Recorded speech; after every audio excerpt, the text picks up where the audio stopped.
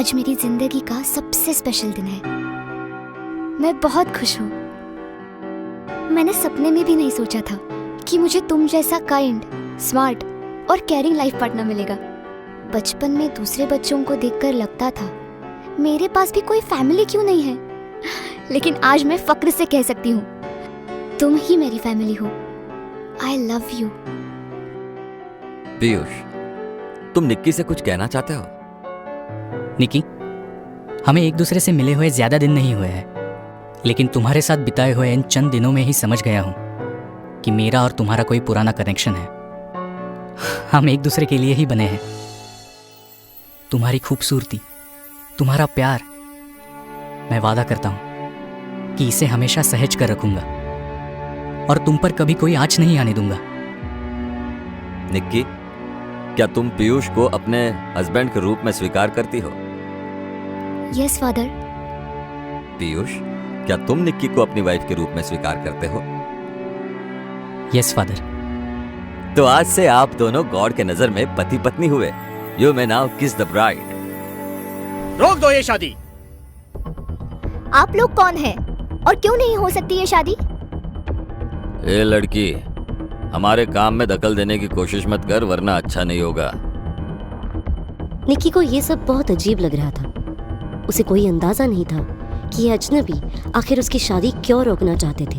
हालांकि पीयूष बिना किसी भाव के अपनी जगह पे हाथ बांध कर खड़ा था। पीयूष, तुम अभी के अभी इधर आओ, हमें तुमसे बात करनी है। लेकिन मुझे आप लोगों से कोई बात नहीं करनी। मेरी शादी हो चुकी है और अब निकी मेरी वाइफ है। आप लोग इसे बहू के रूप में स्वीकार करें या ना करें, मुझे इससे कोई फर्क नहीं पड़ता। क्या? ये तुमने क्या किया? माँ प्लीज, अब इतना ड्रामा करने की जरूरत नहीं है। Piyush, it's your mother? Yes darling. तब हमें उनके ब्लेसिंग लेने चाहिए। नमस्ते। क्या मतलब है इस सब का पीयूष? तू गोवा घूमने आया था 10 दिन के लिए और तूने यहाँ एक अनजान लड़की से शादी कर ली, और वो भी एक ईसाई से। जरूर इसने तुझे अपने जाल में फंसाया होगा। पूरे बिरादरी में बदनामी होगी हमारी। राजा साहब के बेटे को देखो, पूरे वंश का धर्म भ्रष्ट कर दिया। धर्म की बात आप ना ही करें तो अच्छा होगा। और वैसे भी मैं अब वापस टिकमगढ़ कभी नहीं लौटूंगा। निकी और मैंने गोवा में ही अपना घर बनाने का फैसला किया है। हमें आप लोगों से अब कोई वास्ता नहीं है। मेरी औलाद है तू, इसीलिए जाने दे रहा हूं, वरना। पिताजी छोड़िए उसे, पीयूष से मैं बात करता हूं। और वैसे भी अब इन दोनों की शादी हो चुकी है। बेहतर यही होगा कि हम सब बातें भुलाकर इन दोनों को माफ कर दें। तुझे जो जी में आए कर। पीयूष, मुझे तुमसे अकेले में कुछ बात करनी है। माँ, आप अपनी बहू को लेकर बाहर जाइए, हम अभी आते हैं। आओ बहू। क्या लगता है तुझे निकी? क्या वो पीयूष से तेरी बुराई कर रहे होंगे? मुझे कैसे पता होगा? पीयूष ने शादी से पहले ही मुझे बता दिया था कि उसकी फैमिली में लव मैरिज नहीं होते। ऐसे में वो हमसे गुस्सा तो होंगे ही। इसलिए कहता हूँ, हमारी बात मान और हमारे साथ गाँव चल। तुझे नहीं पता तेरे इस फैसले से हमें कितना नुकसान हो सकता है, और इन सब की पूरी जिम्मेदारी तेरी होगी। बोल, खुश रह पाएगा तू हमें बर्बाद करके? आहें भरता हुआ पीयूष समझ गया था कि वो बुरी तरह से फंस चुका है। मुझे पहले निकी से एक बार बात करनी होगी। परेशान और उदास पीयूष निक्की के पास पहुंचा। What is happening, Piyush? क्या तुम्हारी फैमिली हमें अलग करना चाहती है? नो निकी, वो बात नहीं है। निकी, मेरी फैमिली दरअसल मध्य प्रदेश के एक गांव टिकमगढ़ से है और हम वहाँ के राज परिवार हैं। राज परिवार? हाँ, कई सालों से हम उस गांव की प्रजा पर राज करते आ रहे हैं। पहले हम वहाँ के जमींदार हुआ करते थे और फिर पैसे और रुतबे बढ़ाने के साथ साथ हम और पावरफुल होते गए और वहाँ के लोगों ने हमें अपना राजा मान लिया। मतलब तुम एक प्रिंस हो? एक तरह से।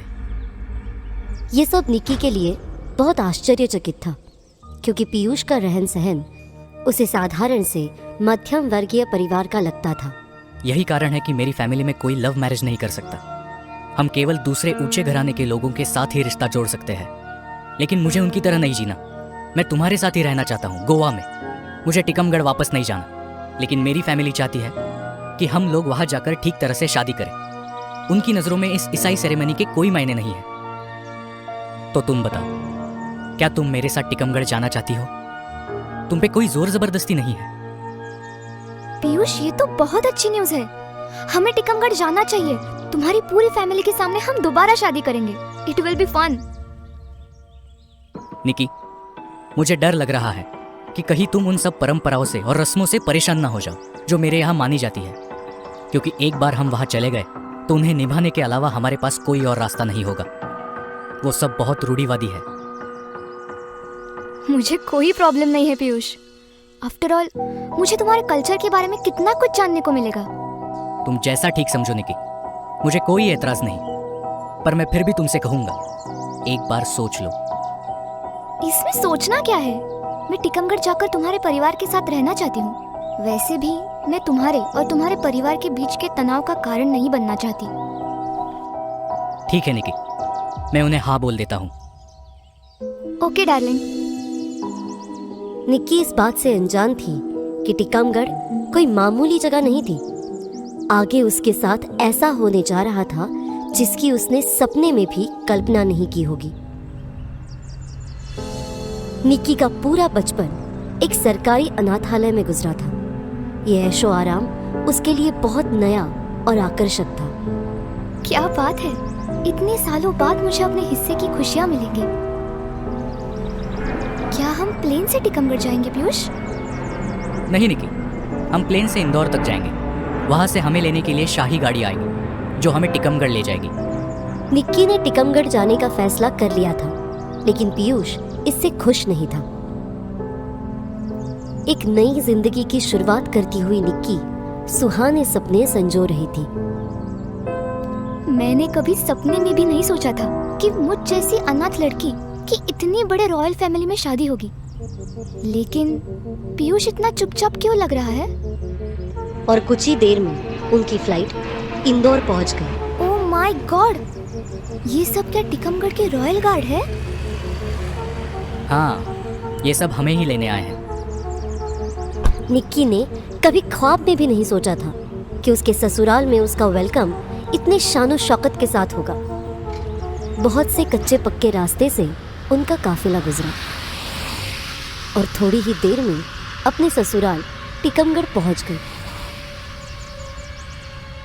ओह वाह, इतना बड़ा पैलेस!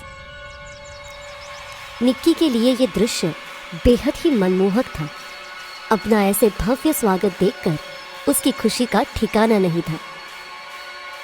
निक्की के कदम धीरे धीरे राजमहल के अंदर प्रवेश कर रहे थे और मन में एक ही सवाल बार बार आ रहा था। कितने रॉयल तरीके से मेरा स्वागत हो रहा है। अमीरों की बात ही कुछ अलग होती है। ये लोग भी कुछ बुरे नहीं हैं। ना जाने क्यों पीयूष यहाँ मुझे लेकर नहीं आना चाहता था। पीयूष ने हमारे मर्जी के बिना शादी की, पर उसने बहू लाखों में एक ढूंढी है। ऐसी सुंदर लड़की तो शायद हम भी नहीं ढूंढ पाते। ठीक कहती है माँ जी। हमारी देवरानी तो एकदम चांद का टुकड़ा है। देवर जी बहुत भाग्यवान है। अब तुम थोड़ा आराम कर लो बहुरानी, बहुत थक गई होगी। कितनी सुंदर जगह है ये। यहाँ तो मैं राज करूंगी। तभी उसे कुछ याद आया। अरे, मेरा फोन कहाँ है? इतनी सारी रस्मों के बीच में मैं अपना फोन चेक करना ही भूल गई। निक्की ने अपना पूरा लगेज छान मारा, लेकिन उसे अपना फोन कहीं नहीं दिखा। कहाँ चला गया मेरा फोन? कहीं तो नहीं गिर गया? उसने गार्ड से मदद मांगना ठीक समझा। सुनो, मुझे मेरा फोन नहीं मिल रहा। शायद महल में कहीं गिर गया है। क्या तुमने कहीं देखा है? नहीं बहू रानी, हमने नहीं देखा। पता नहीं कहाँ खो गया। मेरा फोन ढूंढो प्लीज, और अगर मिल जाए तो मुझे लाकर दे देना। मैं सोने जा रही हूँ। जी बहू रानी, मैं ढूंढता हूँ। निक्की के जाते ही उस गार्ड के होठों पर एक रहस्यमयी मुस्कान आ गई। अब ये मोबाइल आपको नहीं मिलेगा बहू रानी। मालिक, ये रहा नहीं बहू रानी का फोन।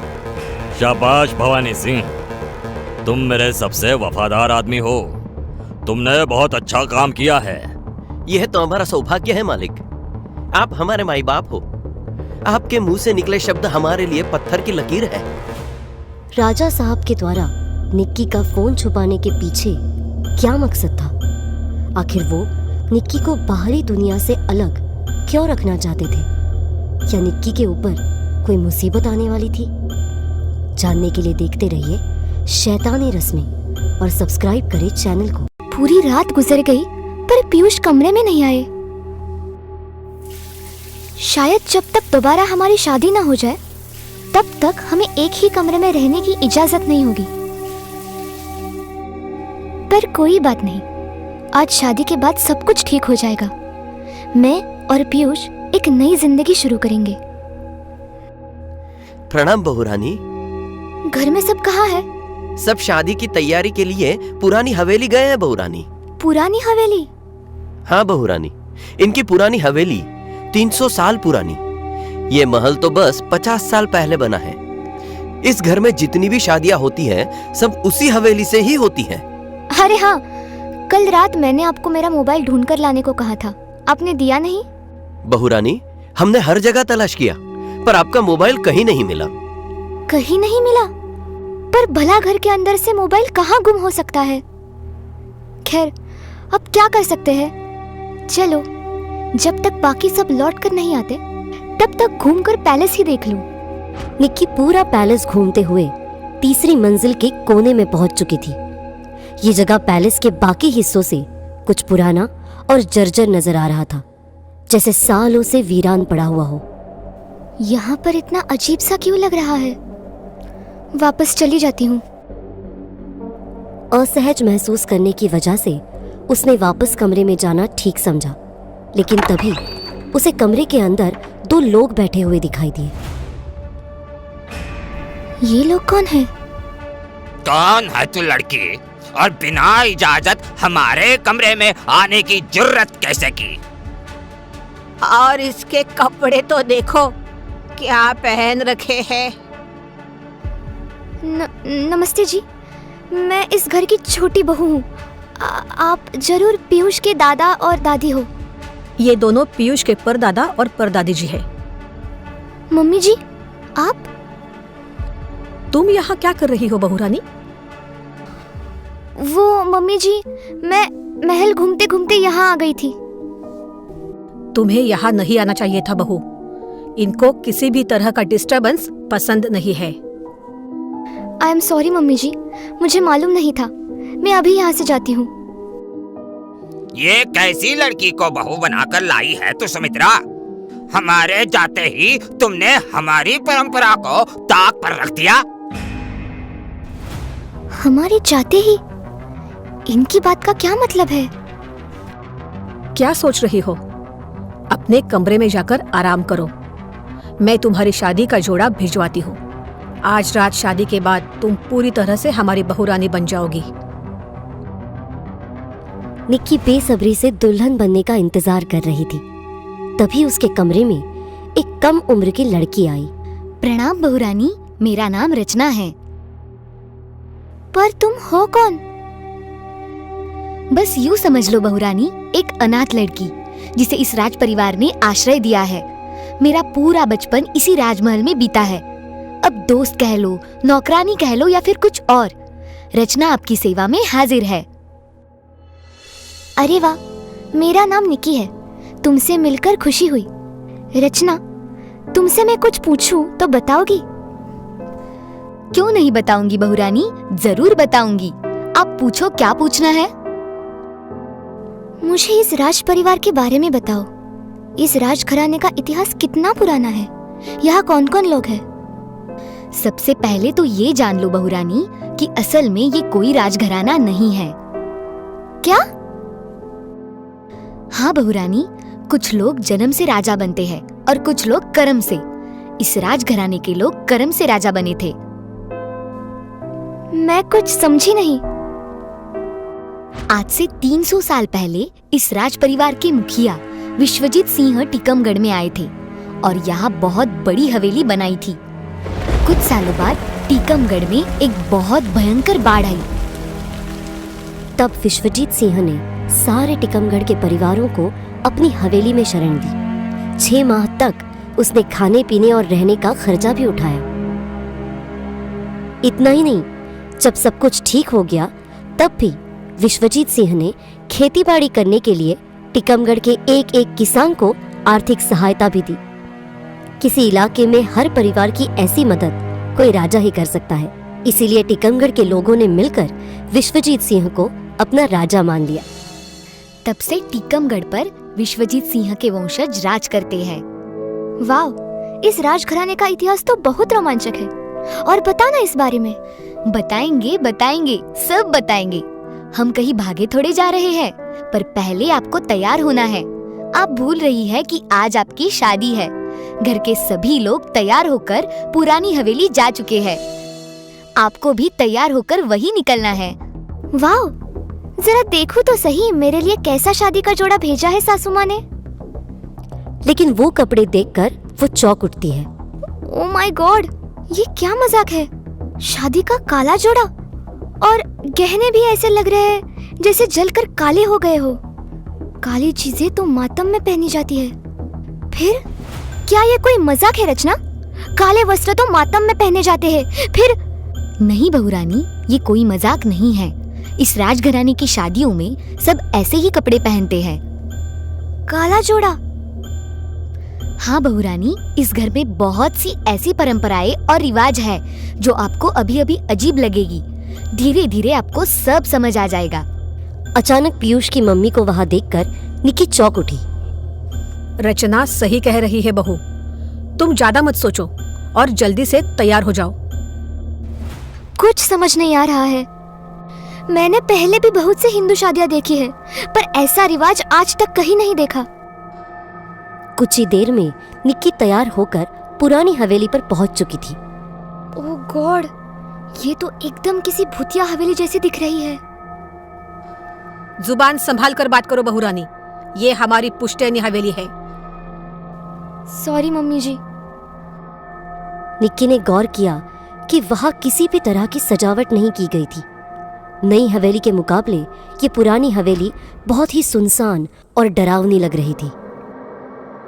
मुझे लगा कि अगर इन्होंने मेरा स्वागत इतनी धूमधाम से किया है तो शादी में और अधिक रौनक होगी, लेकिन यहाँ तो ऐसा लग रहा है कि किसी बात का मातम मनाया जा रहा है। मन में हजार सवाल लिए निक्की शादी के मंडप के पास आई। घर के सभी सदस्यों के चेहरे पर गंभीरता थी। हंसी ठहाका तो दूर, कोई आपस में बात तक नहीं कर रहा था। कितनी देर लगा दी आपने यहाँ आने में? अब जल्दी से इन्हें मंडप में ले जाइए, बाबा इंतजार कर रहे हैं। जी राजा साहब। शादी की रस्म अब उन्होंने जोर जोर से चिल्लाकर मंत्र पढ़ने शुरू कर दिए। फट स्वाहा। निक्की ये सब देखकर थोड़ा डरने लगी थी, लेकिन उसका घूंघट से ढका चेहरा उसके डर को छुपा रहा था। ये किस तरह से मंत्र पढ़ रहे हैं? कुछ मिनटों बाद वे शांत हो गए और पीयूष एवं निक्की की तरफ देखकर बोले, अब आप दोनों इस वेदी के 5 फेरे लीजिए। 5 फेरे? पर फेरे तो 7 होते हैं ना? उसने निक्की की तरफ गुस्से से घूरा, जैसे निक्की ने ये प्रश्न पूछकर न जाने कौन सा पाप कर दिया हो। बहू, जैसा कहा जा रहा है वैसा करो, वक्त बहुत कम है। निक्की ने आगे कुछ ना बोलना ही उचित समझा। वो और पीयूष चुपचाप वेदी के फेरे लेने लगे। यहाँ की रस्म पूरी हो गई। अब आगे की रस्मों के लिए सभी हवेली के पीछे वाले कुंड में चलिए। निक्की और पीयूष बाकी सदस्यों के साथ हवेली के पिछले हिस्से में जा रहे थे, लेकिन इस अनोखी शादी से निक्की अब भी अचरज में थी। ना मंगलसूत्र पहनाया, ना सिंदूर लगाया, और फेरे भी केवल 5। ये आखिर कैसी शादी है? अब आप अपनी पत्नी के साथ इस कुंड में उतरे और स्नान करें, तभी यह विवाह संपूर्ण माना जाएगा। जी बाबा जी। मुझे गहरे पानी से डर लगता है पीयूष, ये करना जरूरी है क्या? डरो मत निकी, मैं तुम्हारे साथ हूँ। बस हो गया। नहीं, आप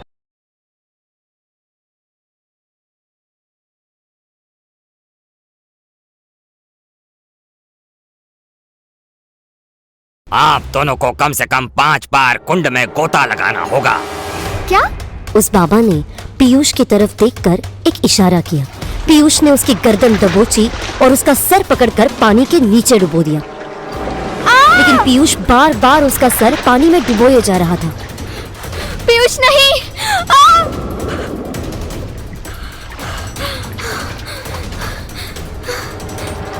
आई एम सॉरी निकी, रस्म की वजह से मुझे ऐसा करना पड़ा। रस्म? तुमने तो मुझे मार ही डाला था पीयूष। निक्की ने देखा कि कुंड के पास एक बकरा बंधा था। इस बकरे को तो बिल्कुल किसी दुल्हन की तरह सजाया गया है। बहू, हमारे यहाँ माना जाता है कि विवाह के दिन एक बकरी को दुल्हन की तरह सजाकर उसका बलिदान देने से वधूवर की गृहस्थी हंसी खुशी और सुरक्षित व्यतीत होती है। उन पर किसी तरह का संकट भी नहीं आता। इसका मतलब इस बकरी की बलि दी जाएगी? हाँ बहू, और ये बलि तुम्हें ही देनी पड़ेगी। मुझसे ये नहीं होगा। मैं ऐसे किसी की हत्या नहीं कर सकती। कम ऑन निकी, तुम तो नॉन वेजिटेरियन हो। बलि तो तुम्हें देनी ही पड़ेगी। बिना बलि दिए ये शादी संपूर्ण नहीं मानी जाएगी। और कोई चारा नहीं है निकी, तुम्हें ये करना ही होगा। घबराने की बात नहीं है निकी, तुम्हें बस छुरा उठाना है और एक झटके से बकरी की गर्दन पर चलाना है। एकदम आसान है। मुझे भी डर लगा था पहली बार, पर मैंने आंखें बंद कर छुरा नीचे कर दिया था। सबके बार बार कहने पर निक्की ने वो धारदार छुरा उठा लिया। हे भगवान, पता नहीं मुझसे हो भी पाएगा या नहीं। शाबाश निकी, आगे बढ़ो। निक्की ने बकरी को मारने के लिए छुरा उठाया। तभी उसकी नजर उस मासूम सी बकरी से टकराई और उसने झट से अपनी आंखें बंद कर ली। शादी की रस्म पूरी हुई है। अब से आप दोनों पति पत्नी हैं। अब आप दोनों अपने से बड़ों का आशीर्वाद लें। आज आप सही मायने में इस घर की बहू बनी हैं। आज से आपका नाम है निकिता पीयूष गहलोत। चलो निकिता और पीयूष, हवेली जाकर तुम दोनों को बड़े बुजुर्गों का भी आशीर्वाद लेना है। विवाह की सभी रस्में पूरी कर शादीशुदा जोड़ा वापस हवेली लौट आया था। निक्की पीयूष के परदादा और परदादी से आशीर्वाद लेने उनकी तरफ बढ़ी। तभी उसकी सास सुमित्रा जोर से चिल्ला पड़ी। रुक जाओ बहू, क्या हुआ मम्मी जी? इनके पैर छूने की जरूरत नहीं है। इनके पैरों के पास की धूल को छू लो। पर क्यों मम्मी जी? हम बहुत ज्यादा बुजुर्ग लोगों के शरीर को नहीं छूते। हम जानते हैं ये बातें तुमको अजीब लगेंगी, पर हम अपने रस्मों रिवाजों को लेकर बहुत सख्त हैं। तुम्हें भी इन नियमों का पालन करना होगा। जैसा आप कहे मम्मी जी। ये सब हमारे पूर्वजों की तस्वीरें हैं बहू। इन सब को प्रणाम कर इनका आशीर्वाद लो।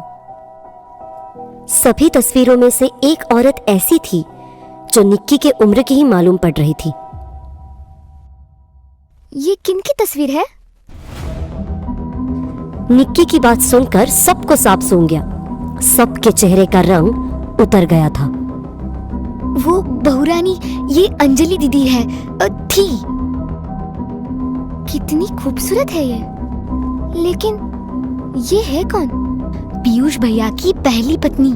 2 साल पहले उनका देहांत हो गया। क्या?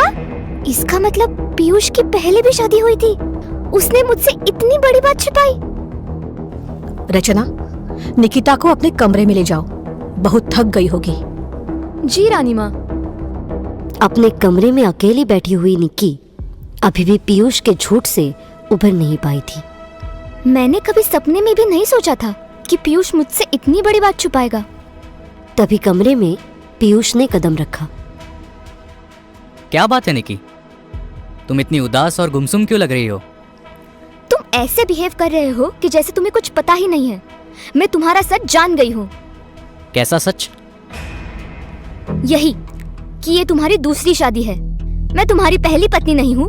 बोलो पीयूष, तुमने इतनी बड़ी बात मुझे पहले क्यों नहीं बताई? क्योंकि मैं इस बारे में कोई बात नहीं करना चाहता। निक्की के सब्र का बांध टूट चुका था। वो चिल्ला पड़ी। लेकिन क्यों? क्या मेरा इतना भी हक नहीं बनता कि मैं तुम्हारे अतीत के बारे में जान सकूं? तुम्हें मेरा अतीत जानना है ना? तो सुनो, 2 साल पहले मेरी और अंजलि की शादी हुई थी। अंजलि यहाँ के बड़े घराने से ताल्लुक रखती थी। हम दोनों अपनी शादीशुदा जिंदगी में बहुत खुश थे, लेकिन पीयूष बोलते बोलते खामोश हो गया। लेकिन क्या पीयूष, तुम चुप क्यों हो गए? अचानक से अंजलि को एक बहुत अजीब बीमारी हो गई। कैसी बीमारी? उसे हवेली में अजीब लोग दिखते थे। 2 साल पहले। पीयूष, वो लोग मुझे मार डालेंगे। क्या कह रही हो अंजलि? कौन लोग? वो देखो। वहां कोई नहीं है अंजलि, ये पागलपन बंद करो। मैंने उसे बड़े से बड़े डॉक्टर को दिखाया, यहाँ तक कि उसे इलेक्ट्रिक थेरेपी भी दी गई, लेकिन उसकी बीमारी दिन ब दिन बढ़ती रही। फिर एक दिन उसने हद पार कर दी। मुझे इस कमरे से अंजलि के चीखने की आवाज आई। मैं दौड़कर यहाँ आया। वो बिस्तर पर दुबक कर बैठी हुई थी, मुंह सूखा हुआ, बाल बिखरे हुए। वो बहुत डरी हुई लग रही थी। और वही बिस्तर के पास मेरी माँ खड़ी थी। क्या हुआ माँ? अंजलि इतना जोर से क्यों चीखी? पता नहीं बेटा, मैं भी इसी की आवाज सुनकर कमरे में आई। क्या हुआ अंजलि? पीयूष, ये मुझे मार डालेगी, मुझे बचा लो। ये तुम क्या बोल रही हो अंजलि? बहू, मुझ पर ऐसा इल्जाम मत लगाओ। मैं तो केवल तुम्हारी देखभाल करना चाहती हूँ। अंजलि, तुम्हें दिमागी बीमारी है। ये सब सोचना बंद करो और माँ से अभी माफी मांगो। आओ बहू, मैं तुम्हें तुम्हारी दवा खिला देती हूँ। नहीं नहीं, मुझसे दूर रहिए। पीयूष, इन्होंने मेरी दवा में जहर मिला दिया है, जिसकी वजह से मैं पागल हो रही हूँ। ये मुझे पागल कर देंगे पीयूष, ये सब इनकी साजिश है। अंजलि को इस कदर बीमार देखकर माँ भी परेशान हो गई थी। वो मुझे कमरे से बाहर लेकर आई। पीयूष, बहू का खास ध्यान रखना। बाबा जी ने कहा है कि अगले 2-3 दिनों में उसके साथ कोई भी अनहोनी घट सकती है। जी माँ, उसे माफ कर दीजिए। उसकी तरफ से मैं आपसे माफी मांगता हूँ। उसे नहीं पता वह क्या बोल रही है। तुम चिंता मत करो, सब कुछ ठीक हो जाएगा। जी माँ। उसी रात जब मैं सो रहा था तो एक आहट से मेरी नींद खुली। अंजलि? अंजलि कमरे में नहीं थी। मैंने देखा कि कमरे का दरवाजा भी खुला हुआ है। इतनी रात को वो कहाँ गई होगी? आखिर क्या हुआ था अंजलि के साथ? उसकी मौत कोई हादसा थी या गहलोत परिवार की सोची समझी साजिश? जानने के लिए देखिए शैतानी रस्में का अगला भाग और तुरंत करें चैनल को सब्सक्राइब।